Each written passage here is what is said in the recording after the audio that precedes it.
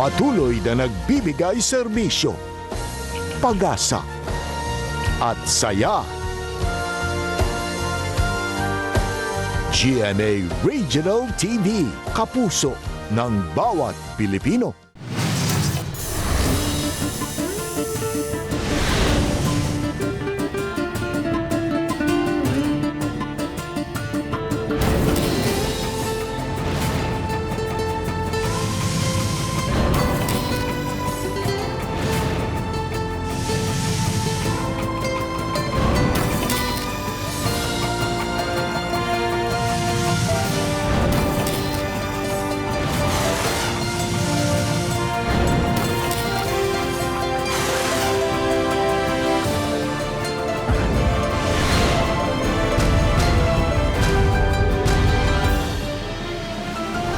Ang GMA Regional TV, Balitang Bisdak.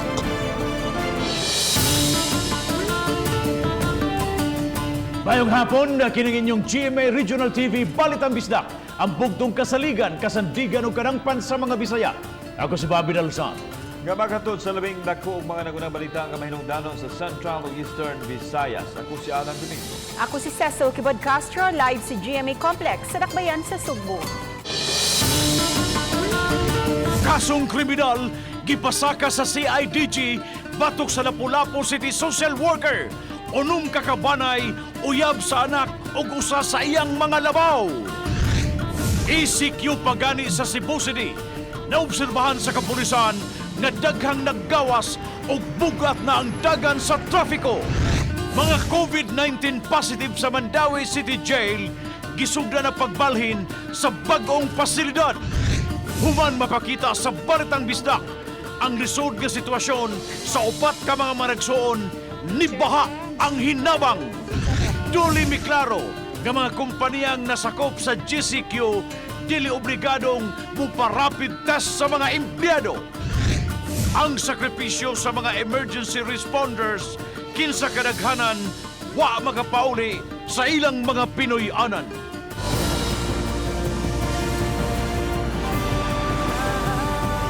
Kini ang GMA Regional TV, Balitang Bisdak.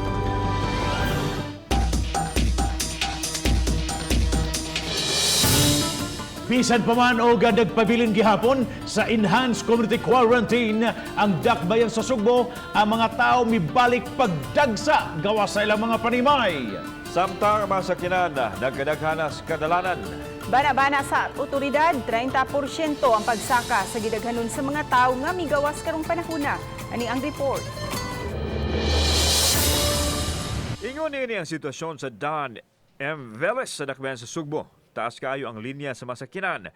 Samtang gipangsita sa otoridad kung aduna ba'y pagtugot nga makabiyahe. Samtang apil sa gisusi sa Balitang Bisdak ang pipila ka mga karsada sa dakbayan sa Sugbo ug ubay-ubay na usab ang nanagan nga mga sakyanan.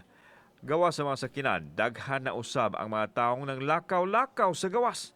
Sa bana-bana sa mga otoridad, moabot sa 30% ang pagsaka sa gidaghanon sa mga taong sa gawas.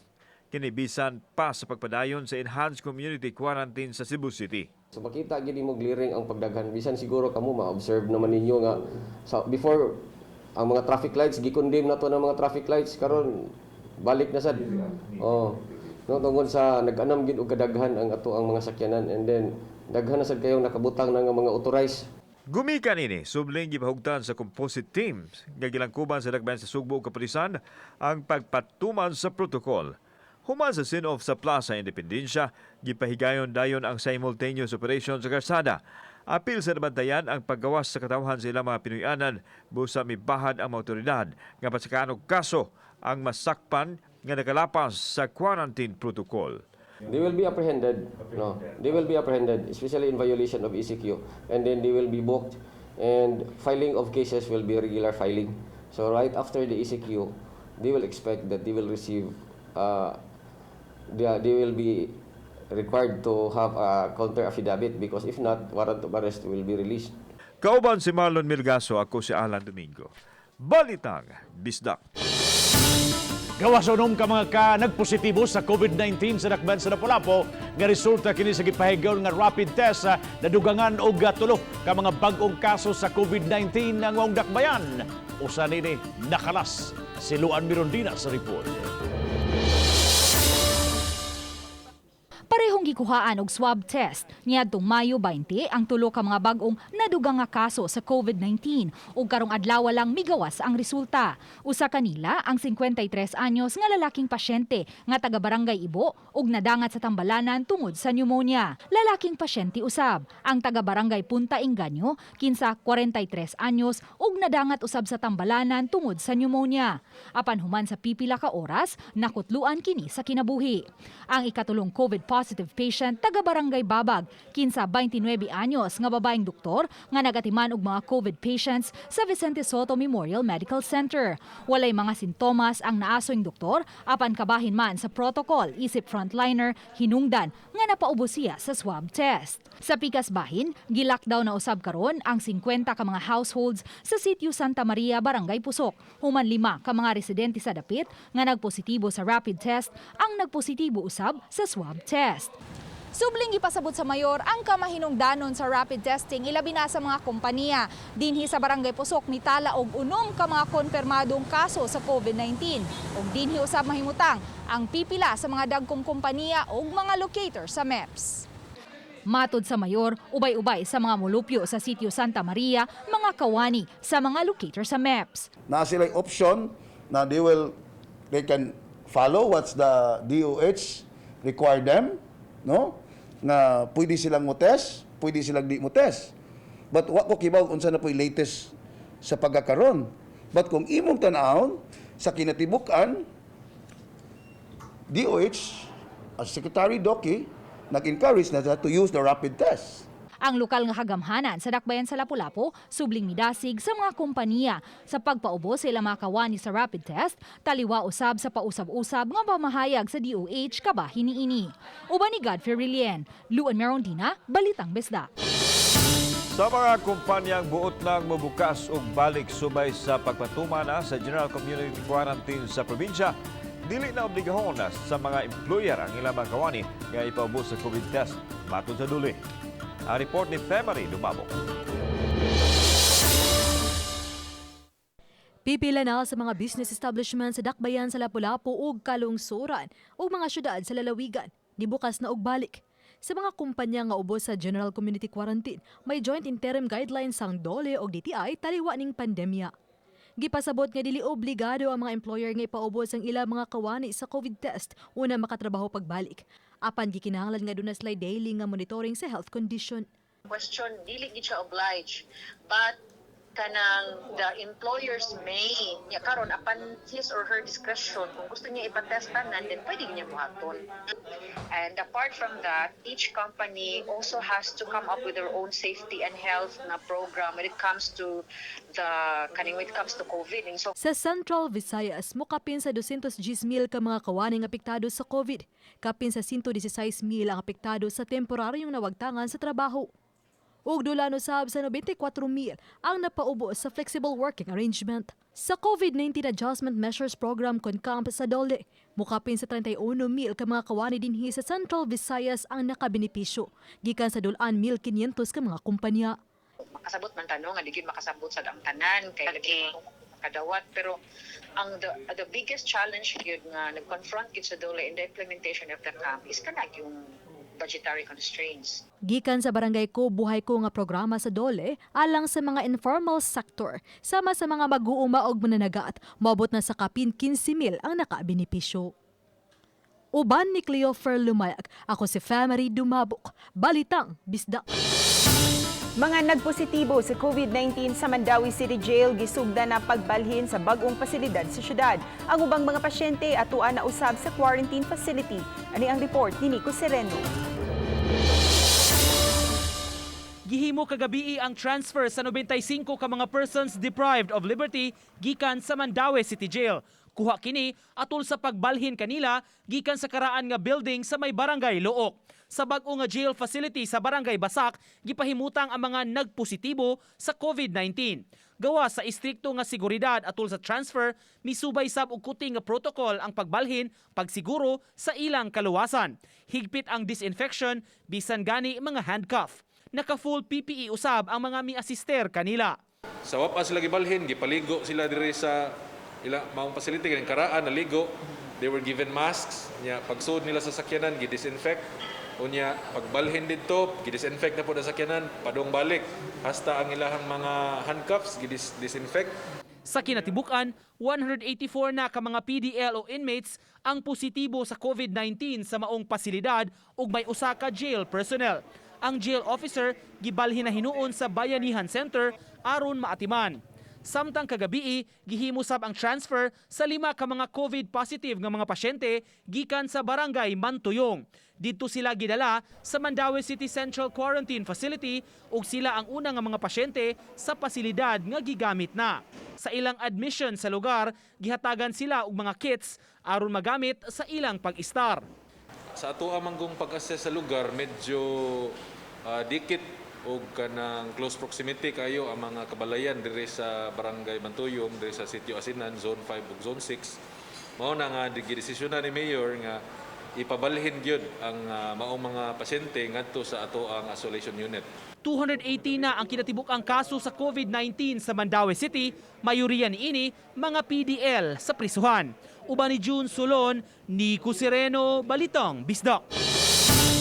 CIDG-7 na misangat og kasong kriminal batok sa social worker kinsa gipasangin lang may 5 ka mga kabanay nga nalakip sa SAP beneficiaries. Si Luan Mirondina sa report.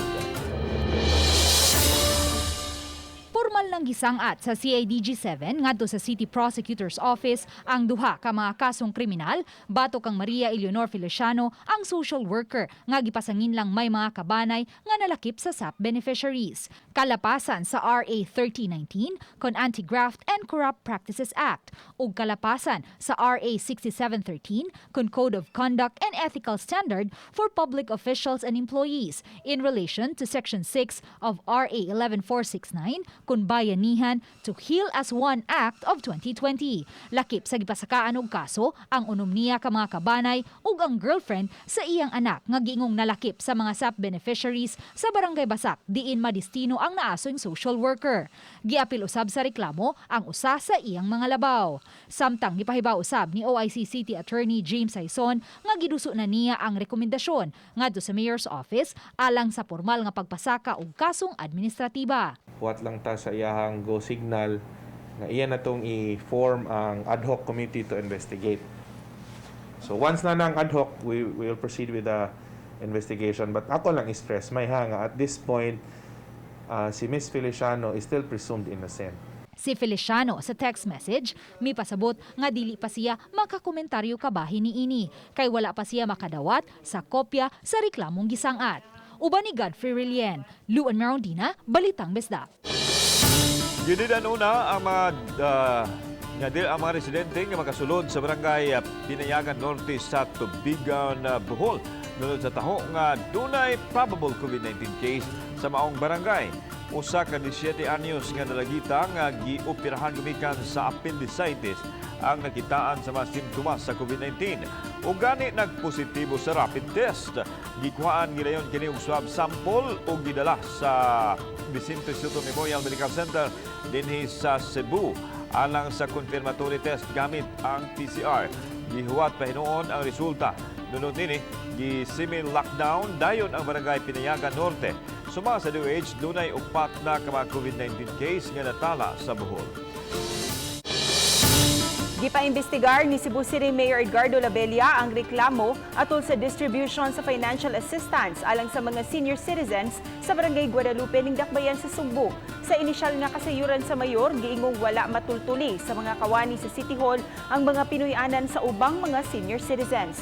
Busa giawhag sa City Hall ang mga senior citizens sa pagbutang og mga dagkong papel sa ilang Pinoyanan isip di mailhan. Samtang gipahibaw ni Attorney Ray Galion ang tigpamaba sa mayor nga 80% na nga nahatag sa mga senior citizens ang 3 ka buwan nilang ayuda.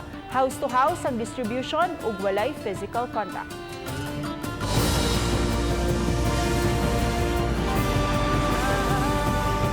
Kini ang GMA Regional TV Balitang Bisdak.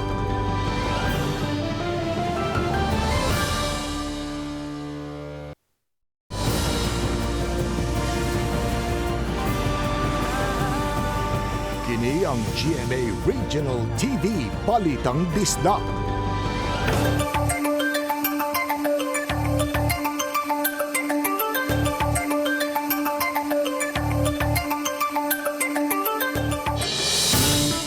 Human ba pakita din sa Balitang Bisdak ang kahimtang sa upat ka mga magsuon mga bata kansang inahan nga pag-ulong yun namatay samtang ang amahan gi-quarantine tungod kay giisip nga person under monitoring. Daghan ang nagpaabot sa ilang mga hinabang. Adunay follow-up report si Lian Singkulan. Lian!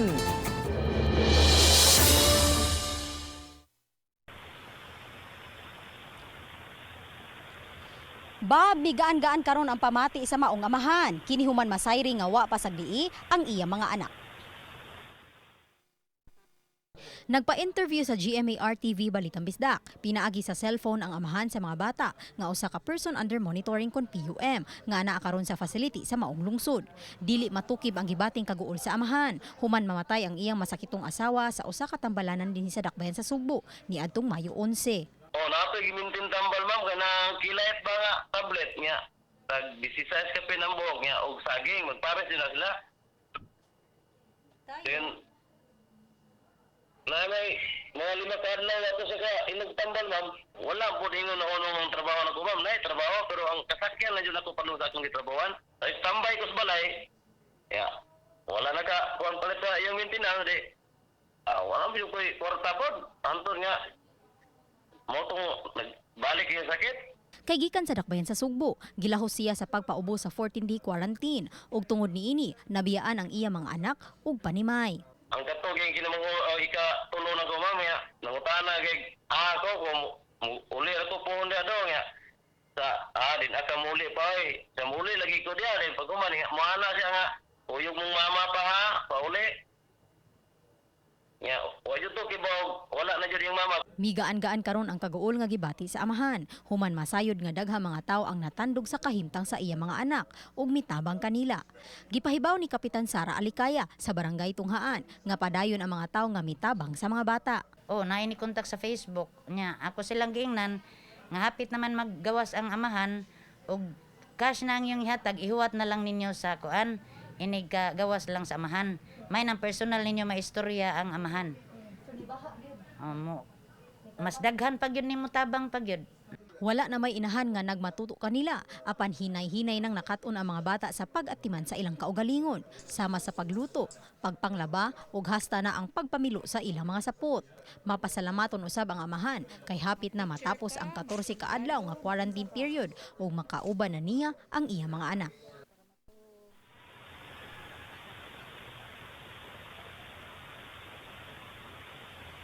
Samtang Bob, kanunay usab nga ginamonitor sa barangay ang swab test sa maong amahan nga PUM. Bob? Thank you so much, Lian Singkulan, sa imong live report. 78 ka mga mananagat nga taga Olango Island siyudad sa Lapu-Lapu nga gikan sa Palawan ug laing na po usab gikan sa Zamboanga ang gipaubos sa rapid test sa wa patuguti nga makapauli silang panimay. Siluan meron din sa report. Kagahapon lang miabot gikan sa Palawan kining 78 ka mga mananagat nga taga Olango Island gikan sa Palawan. Sunod usab nga midunggo ang laing napo ka mga mananagat nga taga Olango Island nga gikan usab sa Zamboanga. Apan isip protocol, wala una sila pakanauga sa ilang motorbangka. Ganiha, personal nga gibisita ni Mayor Jonard Ahongchan kining mga mananagat ug gipasabot nga gikinahanglan silang ipaubos sa rapid test. Kung ipaibaw kaninyo nga ang atong isla sa Olango COVID-free. Why? Nagpositibo sa COVID diri sa ato ang lugar sa Olango. So para sa safety sa kinatubukan, kinahanglan nga kita nga mga bagong abot, kinahanglan magpa-test. Pebrero pa dihang milawig sa Palawan ang mga mananagat aron manguha og kugita ug ibaligya. Abril unta sila muuli balik sa Olango Island apan tungod sa gipatumang enhanced community quarantine. Natanggong sila sa Palawan ug dulan sa 3 ka buwan. Nagka-communicate sa mayor sa Palawan si Mayor Abraham. So amo to nga akong giingnan nga wa man gid sila poy test dito, wa sila PCR, wa sila rapid. So ang ilang matag nga nag-undergo lang og quarantine 14 days ang atong mga kaigsuunan. So ako lang ingnan ko, Mayor, hangyo lang ko kay wala namang gid sila pagkaon, papulion lang nato diri sa Ulango. Sa gihimong rapid test, matod sa taga City Health, duha kanila ang nagpositibo o gipaubos gilayon sila sa swab test aron pagsiguro kung natakbuyan ba gayud sila sa COVID-19. Samtang laing na po usab ka mga mananagat nga taga Ulango Island nga gikan sa Zamboanga ang gipaubos usab sa rapid test kaganiha. Dito na sila managat sa Zamboanga Peninsula sa may Basilan, no? Doon na sila amo dito. Naglisod naman sila pag mamaligyan na buha ba sa mga isda. Kaya may flight. Sa Pikas Bahin, gipahibaw usab sa mayor nga 7 sa mga nagpositibo sa rapid test sa Ulango pulos nagnegatibo dihang gipaubos sila sa swab test. Uban ni Godfrey Rilien, Luan Merondina, Balitang Bisdak.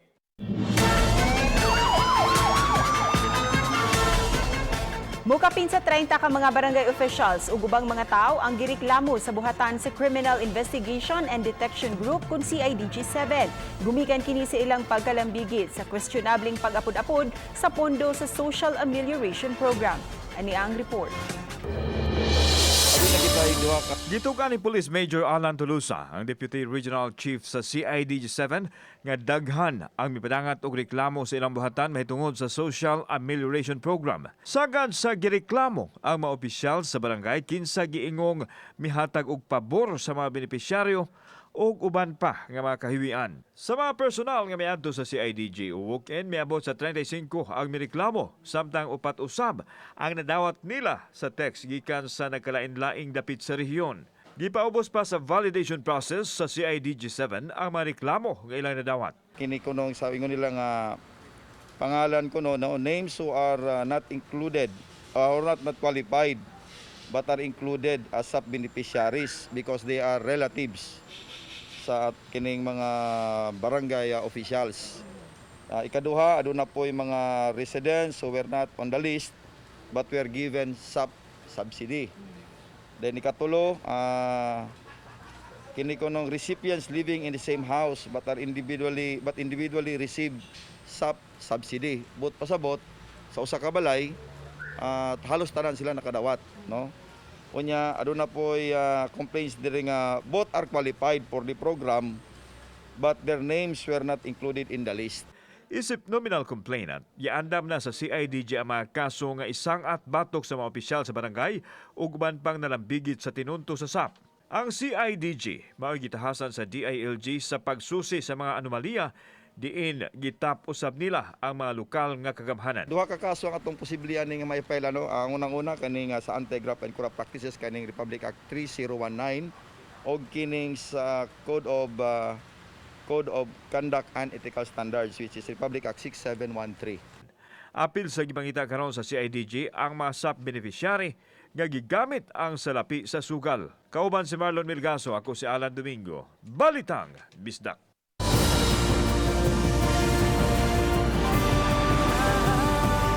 Kini ang GMA Regional TV Balitang Bisdak.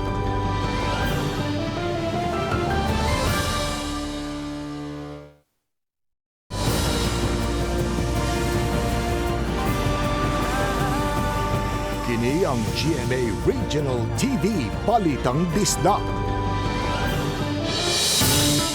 Muslim community nagpanikad na sa dakong selebrasyon sa pagtapos sa balaang buwan sa Ramadan. Apan gumikan sa hulga sa COVID-19, personal na lang kasulugan ag sa mga panimay na lang yun nila pagahimoon ang maong selebrasyon.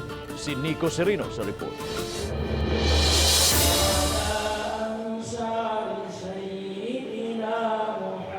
Ika-29 kaadlaw karon sa balaan nga buwan sa Ramadan alang sa Muslim community. Karong gabi himuon ang moon sighting. Depende kung kanusa makita ang buwan, ugma o bakha sa Domingo sa ulugo nila ang Eid al-Fitr o breaking of the fast. Dakong selebrasyon kini alang kanila pagsaulog sa pagtapos na sa Ramadan, fasting ug sakripisyo. Mao nga naanda na ang tapok-tapok ug hikay sa mga Muslim. apan karong tuiga tungod sa COVID-19 sa mga panimay ra sila magampo ug magsaulog. Di sab sila magtapok-tapok. Gipadayag nila ang kaandam sa pagkooperar sa gobyerno sa mga lakang nunot sa quarantine. Unexplainable nga experience, unforgettable experience ang Ramadan this year. Yes, gisugo ta og ampo pero kung moabot sa punto nga nag-ampo ta o nya madisgrasya pud ta, so dili pud to pwede to ingon nato. Kay ginadili pud sa atoa ang dauton nato atong kaugalingon.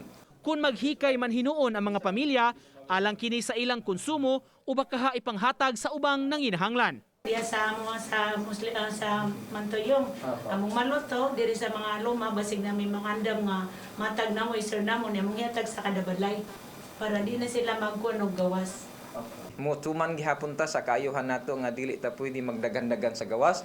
So ang mahitabuan ni ron sa balay raming tanan didto mi magampo unya kung naa may mga kinahanglan nga mga buhaton nga sa tawag na maggakos-gakos kita lang magpamilya sa atong dawaton ng kamatuoran nga kanong karong tuiga gisuway-suwayan ta sa Ginoo. Karong Lunes gideklara sa Malacañang nga regular holiday sa tibok nasod gumikan sa kasaulugan sa Eid al-Fitr.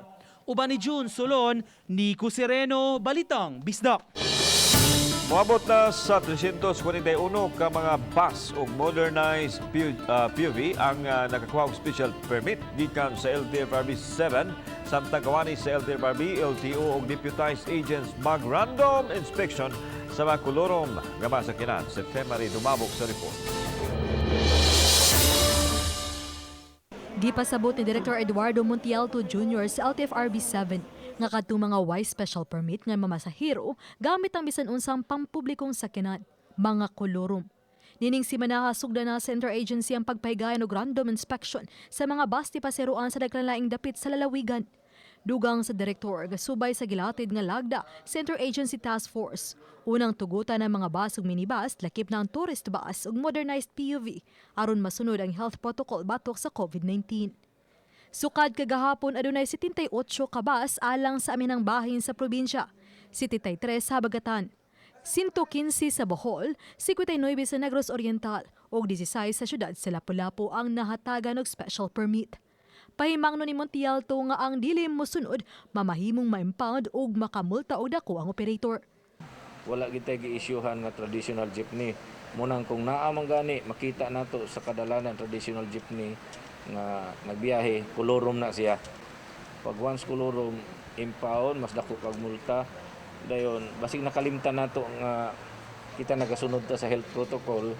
Samtang standardize ang plitihan sa tanang bus nga susama sa kauluhan, 11 pesos alang sa unang 5 ka kilometro ug 1.85 sentimo sa mosunod nga kilometro.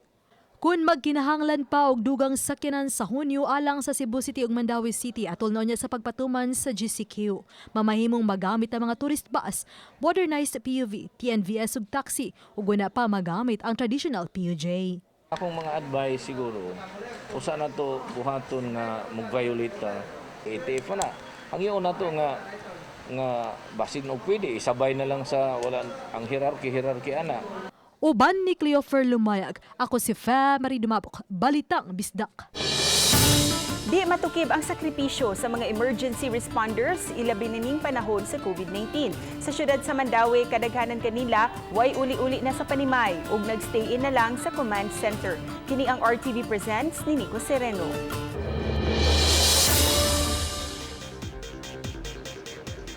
Sa pag-igo sa pandemya sa COVID-19, nagsilbing staging area sa Mandawi Disaster Personnel ang command center ug parking building. Ang first floor, ang operation center, kundi dito mag-standby ang mga on-duty personnel magpaabot sa mga emerhensiya nga respondian.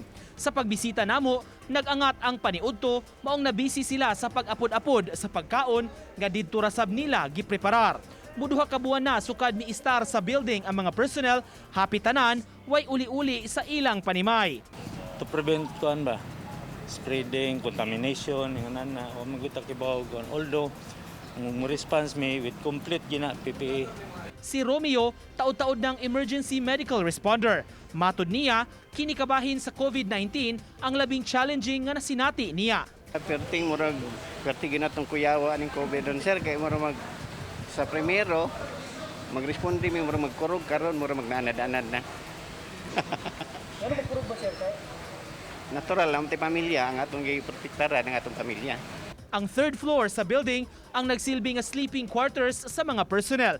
Gihatagan sila sa dakbayan og mga folding beds ug kutsyon aron hamugaway.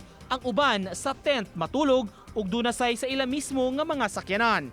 Ang ilang giuna-una sad ang ilang pamilya. Kaya ilang gi-encounter everyday kanang mga COVID related, no? So maniguro lang da safety. Kung gikan mag-pick up og mga pasyente, mo-undergo dayon sila og 14-day quarantine sa lain nga building nga iya sa dakbayan. Ang katong ilang nakuha, positive man gyud. Positive man gyud. So automatic sa among protocol, automatic gyud. You have to quarantine in 14 days. Sa katapusang sesyon sa City Council niadtong Lunes, pasado sa unang pagbasa ang ordinansahon nga nagtinguha paghatag og hazard pay sa tanan nga mga empleyado sa dakbayan nga personal nga may report sa trabaho.